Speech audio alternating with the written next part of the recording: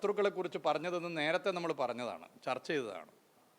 അപ്പോൾ ഇത് വളരെ ബോധപൂർവം യഥാർത്ഥ അജണ്ടകളിൽ നിന്നും വഴിമാറ്റാൻ കേന്ദ്ര സർക്കാരിൻ്റെ നിലപാടാണ്. ഇതൊരു ഒറ്റപ്പെട്ട സംഭവമല്ല, ഇത് ഛത്തീസ്ഗഡിൽ മാത്രമുള്ള സംഭവമല്ല, ഇന്ത്യയിലെ പല സംസ്ഥാനങ്ങളിലും ഇത് നടക്കുന്നു. മഹാരാഷ്ട്രയിലെ ഒരു MLA ശ്രീ ഗോപി എന്നാണ് പേരെന്നാണ് എനിക്ക് തോന്നുന്നത്. അദ്ദേഹം കന്യാസ്ത്രീകളെയും ക്രിസ്ത്യൻ പുരോഹിതന്മാരെയും ആക്രമിച്ചാൽ 3 ലക്ഷം മുതൽ 11 ലക്ഷം വരെ ഇനാം പ്രഖ്യാപിച്ചിട്ടുണ്ട്. അപ്പോൾ ഇന്ത്യയിലെ ഓരോ സംസ്ഥാനങ്ങളിലും നമുക്കിത് കാണാൻ വേണ്ടി സാധിക്കും. ഇതിൽ നിന്ന് വ്യത്യസ്തമായി നിൽക്കുന്ന ഒരു സംസ്ഥാനം ഇടതുപക്ഷം ഭരിക്കുന്ന കേരളമാണ്.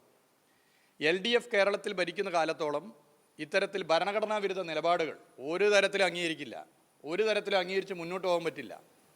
അതിൻ്റെ ഭാഗം കൂടിയാണ് കേരളത്തിൻ്റെ മുഖ്യമന്ത്രിയുടെ തലക്ക് മധ്യപ്രദേശിൽ ഇതുപോലുള്ള സംഘപരിവാറുകൾ